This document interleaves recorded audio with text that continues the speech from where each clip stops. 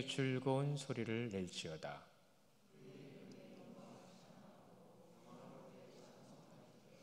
하나님께 아뢰기를 주의 일이 어찌 그리 어미하신지요. 주의 크신 권능으로 말미암아 주의 원수가 주께 복종할 것이며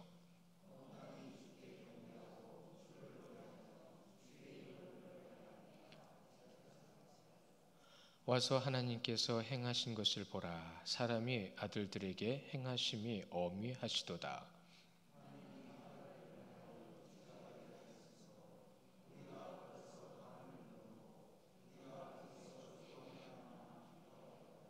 그가 그의 능력으로 영원히 다스리시며 그의 눈으로 나라들을 살피시나니 거역하는 자들은 교만하지 말지어다. 셀라.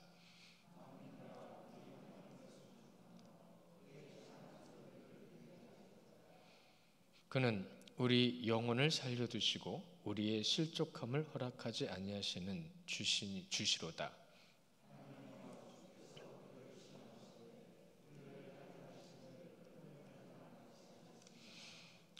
우리를 끌어 그물에 걸리게 하시며 어려운 짐을 우리 허리에 매어 두셨으며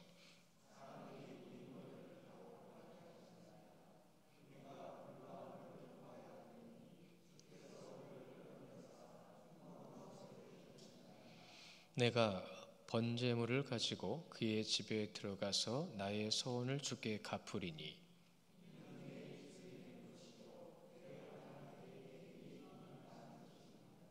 내가 순양의 향기와 함께 살진 것으로 주께 번제를 드리며 수소와 염소를 드리리이다. 셀라.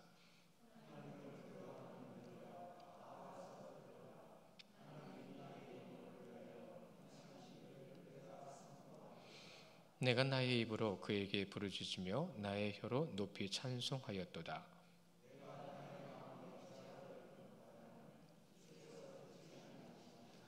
그러나 하나님이 실로 들으셨으며 내 기도 소리에 귀를 기울이셨도다. 하나님을 찬송하리로다. 그가 내 기를 물리치지 아니하시고 그의 인자하심을 주께서 거두지 아니하셨도다. 아멘. 오늘 말씀 찬양입니다. 우리 성도님들은 찬양하시는 분이세요.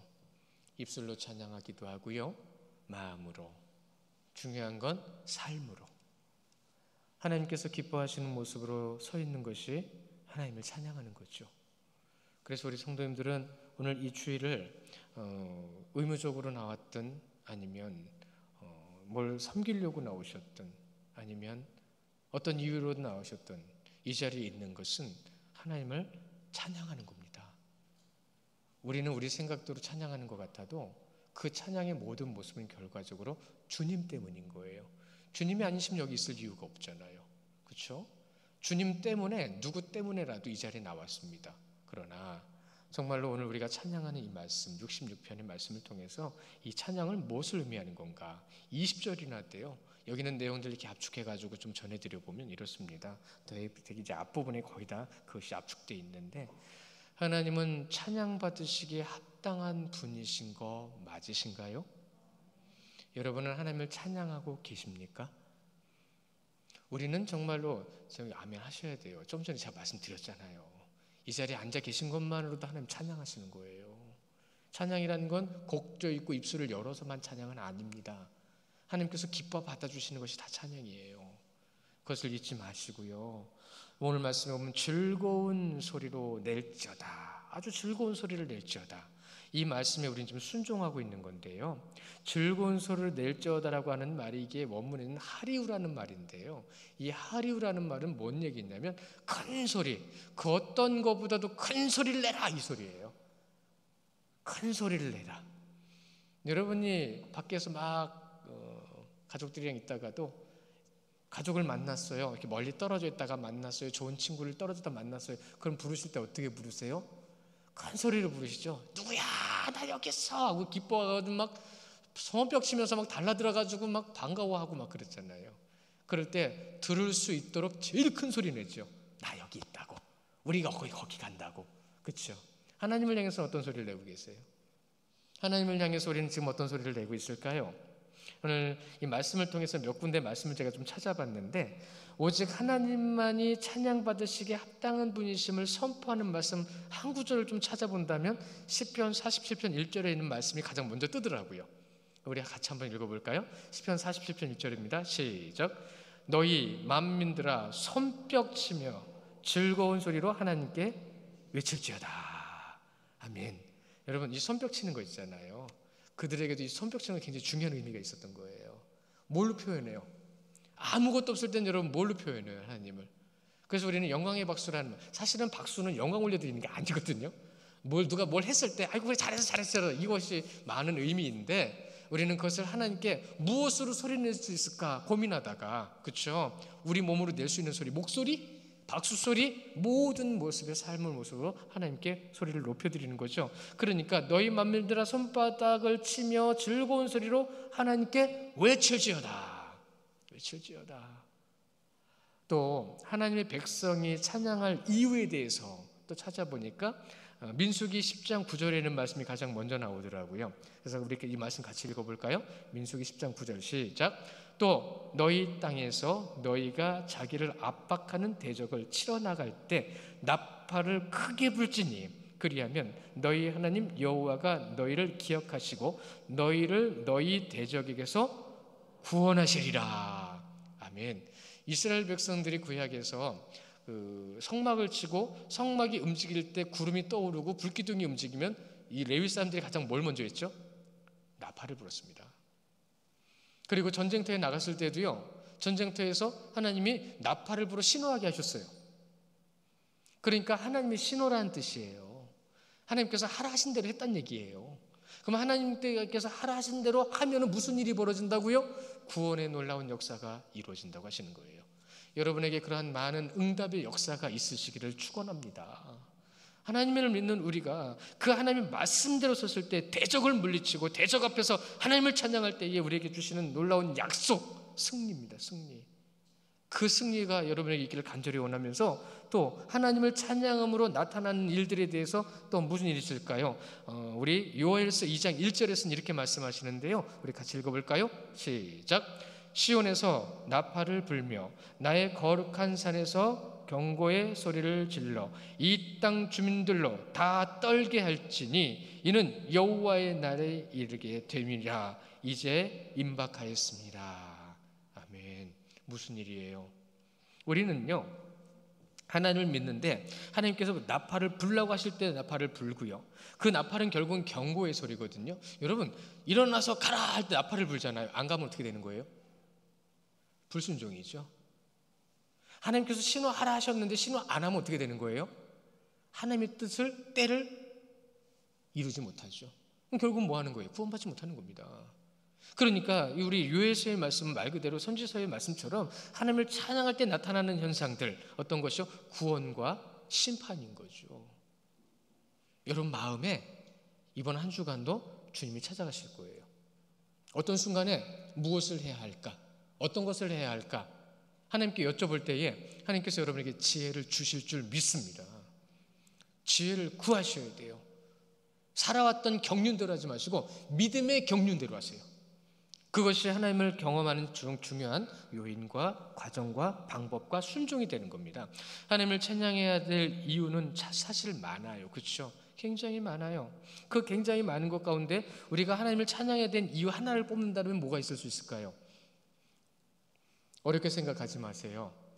가장 간단한 건 하나님이시기 때문에 찬양해야 되는 거예요. 하나님이시기 때문에. 우리에게 뭘 주셔서가 아니에요. 우리가 뭘 누려서 겪어서가 아니에요. 그분을 찬양해야 되기 때문에 찬양하는 겁니다. 이것이 오늘 말씀의 핵심이에요. 그래서 우리가 하나님을 찬양하고 하나님을 찬양하는 것 가운데서 그의 이름, 우리 2절에 보시면 이렇게 되어 있죠. 그의 이름의 영광을 찬양하고 영화롭게 찬송할지어다. 그의 이름의 영광이라는 것은 하나님의 속성을 의미하는 겁니다. 하나님은 창조자시죠. 전능하신 분이시죠. 그러니까 당연한 거예요. 그 이름을 찬양하는 삶은 우리에게 당연히 있어야 되는데 우리는 성도잖아요. 우리는 성도이기 때문에 누구보다도 그 하나님의 속성을 드러내야 되는 존재예요. 속성을 드러내야 돼요. 그 속성을 나타내야 돼요. 어떻게 해요? 말투, 행동, 생각, 기도, 행동, 모든 것, 이 모든 것이 무엇이어야 돼요? 여러분은 하나님의 자녀여야 된다는 것, 그것이 드러나야 된다는 거죠.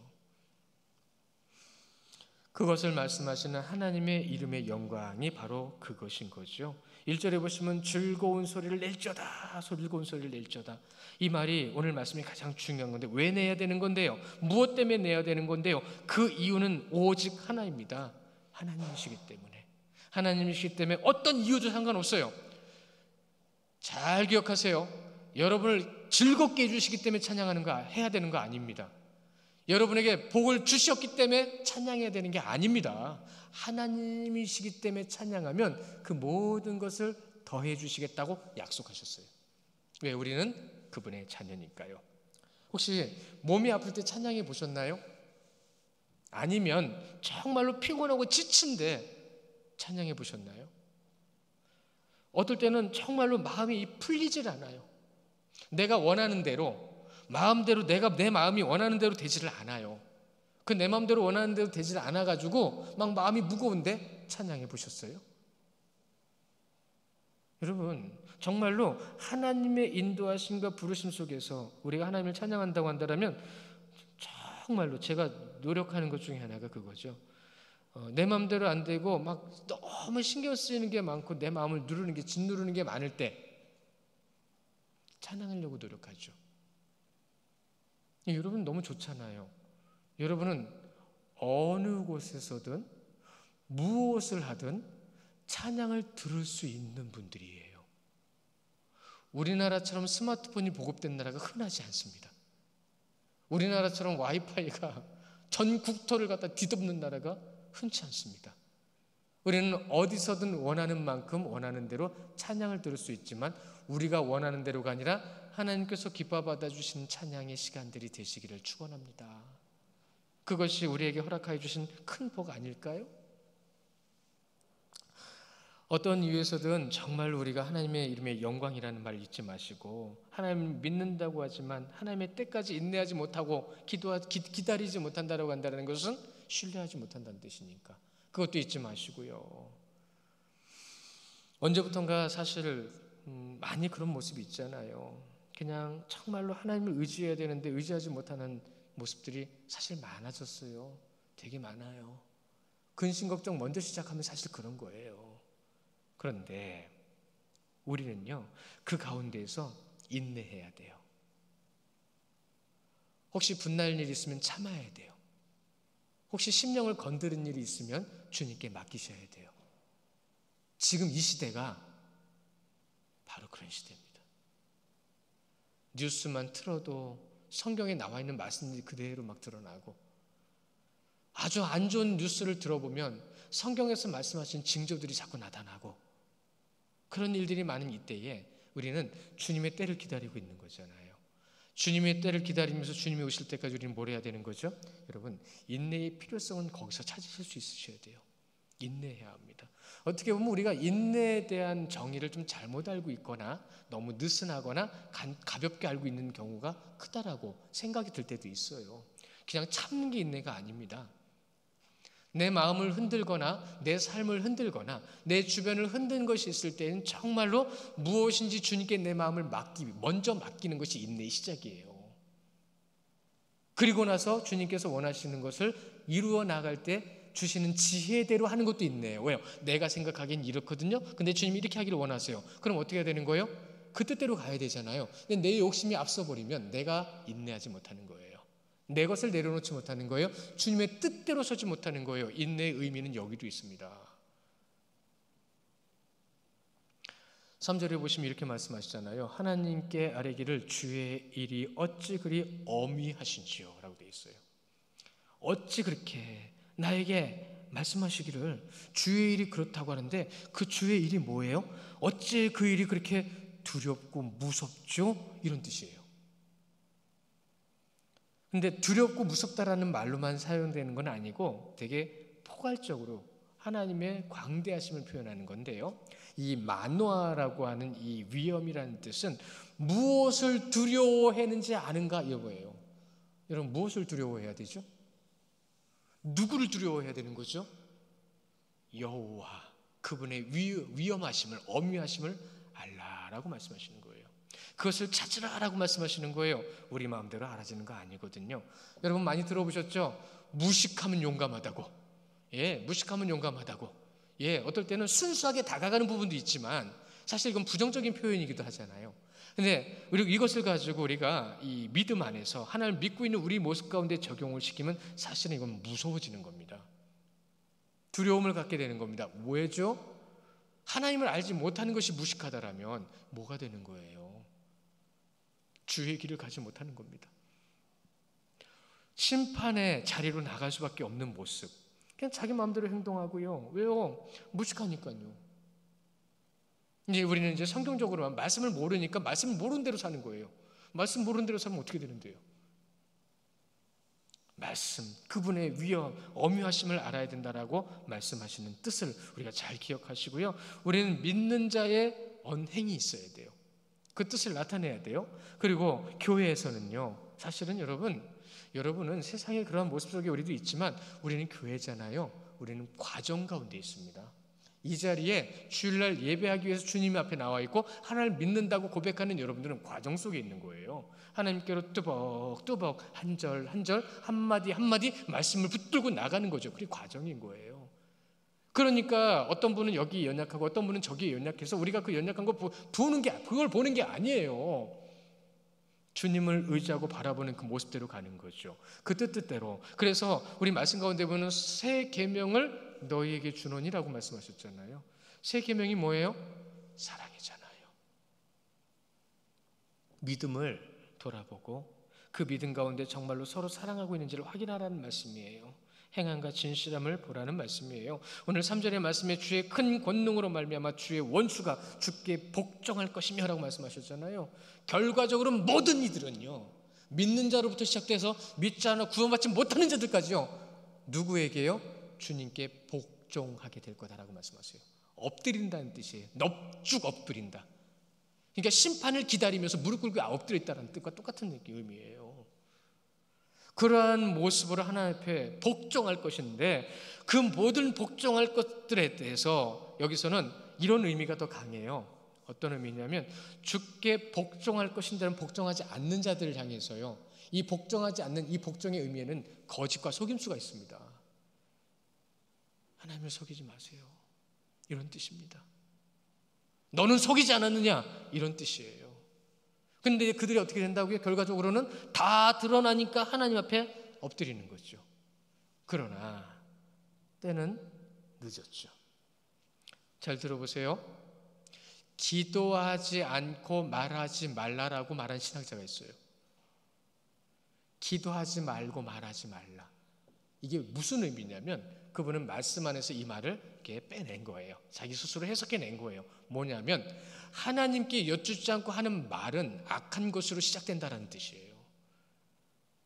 하나님께 여쭈지 않고 하는 말은 악한 것에 관여가 많다는 뜻이에요. 그러니까 결국은 뭐예요? 하나님께 여쭈지 않았으니까 그 말은 무슨 말이에요? 내 말이에요, 내 말. 사람의 말이라는 뜻을 가지고 있는 거죠. 그러니까 이 말과 똑같은 겁니다. 내가 하는 말을 내가 들어야 된다는 말과 똑같은 거예요. 내가 지금 무슨 말을 하고 있지? 오늘 주제로 보면 악한 자들에게서요, 하나님을 찬양하지 않는다라고 그들에게 경고하시는 거예요. 의미상으로 원문에 있는 것을 4절에 있는 말씀, 온 땅이 주께 경배하고 주를 노래하며 주의 이름을 노래하리라 라는 말을 원문으로 우리 의미를 가지고 번역하면 이런 게 돼요. 의미상으로 모든 이가 하나님을 찬양하게 될 것인데 악한 자들은 찬양이 무엇인지 깨달지 않고 나중에는 깨달았을 때 후회하게 된다. 그러나 그 후회는 이미 늦은 때다라는 거죠. 악한 자들은 그런 거예요. 그러니까 항상 찬양하는 삶만이 하나님을 온전히 고백하는 동행한 삶이 되는 거죠. 하나님의 뜻을 엿줍는 삶, 하나님과 동행하는 삶이죠. 그래서 하나님께서 원하시는 것과 하나님께서 이루시기를 원하는 것을 우리가 어떻게 찾아가는 겁니다. 주님 어떻게 할까요? 주님 이거 말할까요? 이것은 섬길까요? 어떻게 할까요? 계속 순간순간 계속 여쭤보는 거예요. 발명가 중에 에디슨 아시죠? 에디슨이 한 말에 이런 말이 있습니다. 발명은 기도로부터 나온다라고 말을 했어요. 그도 신앙이 있었던 거예요. 근데 에디슨 나중에 돈 많이 벌었을 때는 그도 악해졌습니다. 돈 벌려고 이상한 짓도 했고요. 근데 그가 발명하는 그 순간에는요, 그가 정말로 하나님 앞에 기도도 했다는 얘기죠.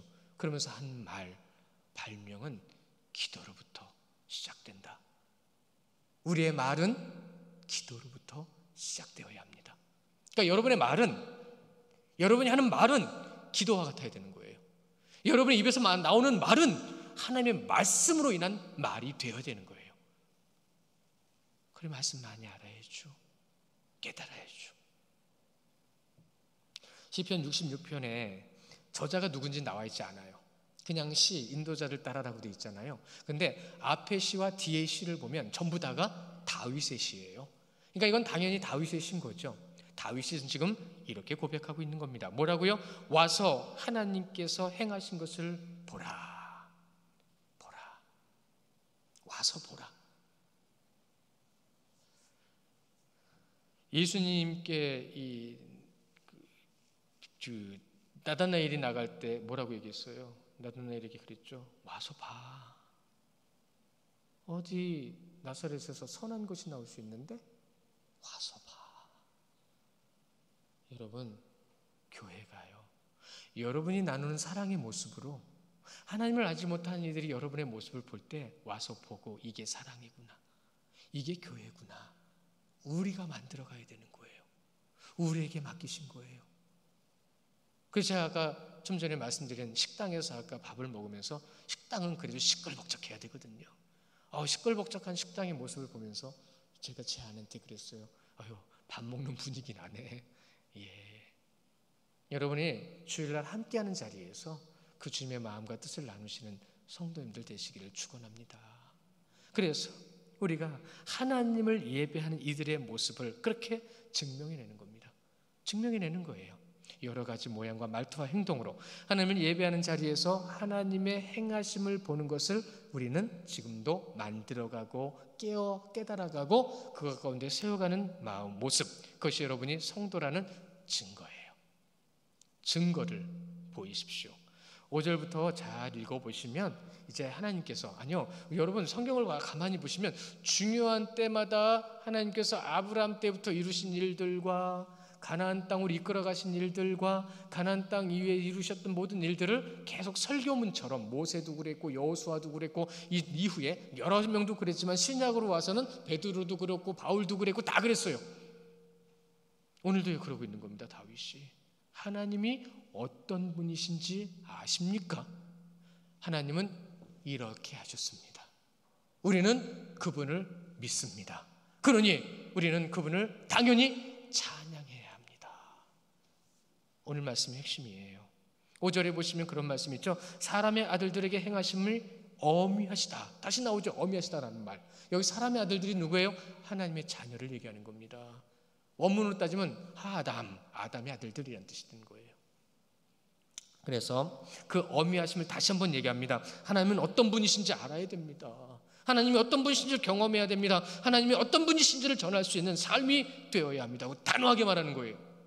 그러지 못한 삶이 어떤 삶인지도 우리는 알 수 있죠. 6절에 보시면 한 절 한 절 잘 들여다보셨으면 좋겠는데 오늘은 다 볼 수는 없으니까 6절에 하나님께서 이스라엘 백성들을 어떻게 이끄셨는지 분명히 고백하면서 7절로 이어가죠. 그의 눈으로 7절 같이 읽어보겠습니다. 시작.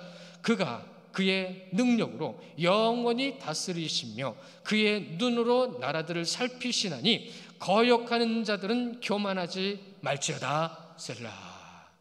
그러니까는 그렇게 안 하는 자들은 어떤 자다라고 얘기하시는 거예요? 교만한 자가 되는 거죠. 우리는 교만한 자리에 서 있지 않잖아요.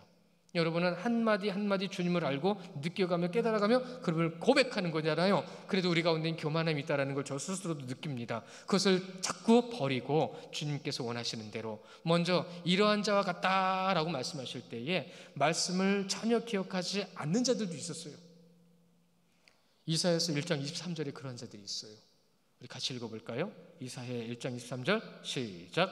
내 고관들은 패역하여 도둑과 짝하며 다 뇌물을 사랑하며 예물을 구하며 고아를 위하여 신원하지 아니하며 과부의 송사를 수리하지 아니하는도다. 아멘. 누구를 얘기하는 거예요? 이스라엘을 이끌어가는 자들. 하나님께서 세우신 자들이 그랬다는 거예요. 또 이 예레미야 6장 28절에도 이런 말씀이 있는데요. 이런 이들에게 이렇게 말씀하십니다. 함께 볼게요. 시작. 그들은 다 심히 반역한 자며 비방하며 돌아다니는 자며 그들은 놋과 새이며 다 사악한 자라. 아멘. 그러니까는 반역하는 자, 비방하는 자, 수근수근거리는 자, 이런 의미인데, 여러분 놋과 철을 때리면 어떤 소리가 나죠? 아주 기분 나쁜 소리 나죠. 아주 그냥 귀를 찌르는 소리가 나잖아요. 그러한 자들의 소리는 그와 같다라는 거죠. 하나님은 분명히 그렇게 기억하신다는 거예요. 그래서 하나님의 성품에 관하여 요즘 많이 말씀을 드리는데 계속 그것이 겹치고 있어요. 근데 하나님의 성품에 관하여 전해드린 이 가운데 오늘 말씀도 그대로 적용시켜보면 그렇죠. 하나님의 성품으로 서지 않는 자는 교만한 자라 하시는 것이고, 교만한 자는 하나님께 대적하는 자다라고 말씀하신다라는 거죠. 그 의미를 담고 있는 거예요. 그러니 이러한 자는 하나님을 찬양하지 않는 것과 같습니다라고 정리해주고 있습니다. 하나님을 찬양하는 거 여러분 사실 그렇게 어렵지 않아요. 그냥 아닌 건 아닌 거예요. 그리고 하나님께서 주신 마음을 통해서 그 말씀대로 하면 되는 거예요. 그것이 우리에게 나누고 함께 하도록 주님께서 맡겨주신 거지요. 10절에 보시면 주께서 우리를 시험하시되 우리를 단련하시기를 은을 단련함과 같이 하셨으니 라고 되어 있죠. 우리는 지금 과정에 있다고 했습니다. 과정에 있기 때문에 우리는 어떻게 되죠? 성장해 나아가야 되죠. 성장해 나갈 때 성장통은 당연히 따르겠죠. 근데 그 성장통을 우리는 어떻게 해야 되죠? 감사하셔야 돼요. 성장하고 있다는 것이니까요. 그래서 혹시라도 마음에 찔림이 있거나 불편함이 있거나 어려움이 있을 때에는 그것을 표출하는 것이 아니라 어떻게 해야 되는 거죠? 주님께 맡기고 그 육신적인 것이 아니라 하나님의 성품으로 세워가도록 우리를 훈련하는 거죠. 연단하는 겁니다. 연단은 무엇을 낳는다고 그랬어요? 인내를 낳는다고 했습니다. 잊지 마십시오. 인내의 개념을, 필요성을 우리는 꼭 잊고 기억하고 잊지 말아야 합니다. 그래서 이스라엘 백성들을 이끌어 가실 때 오늘 말씀에 잠깐만 이 부분만 보면은 하나님이 광야에서요, 때로는 물로, 때로는 음식으로, 때로는 고기로, 때로는 대적자로 그들의 믿음을 보신 거예요. 그러니까 여러분의 삶 가운데서도요, 어떠한 것으로요, 무엇으로요, 어떤 때에요, 하나님은 믿음을 보고 계시는 거예요. 그 믿음을 아시는 대로 주님 앞에 고백해드리고 그 뜻을 하나님 앞에 깨닫고 알아서 우리가 정말로 하나님만을 의지하고 바라보는 자리에서 성도된 모습으로 말씀과 기도, 찬양과 섬김으로 여러분의 모습을 주님 앞에 증명해 드리시기를 축원합니다. 우리 이 시간에 잠깐 기도할게요.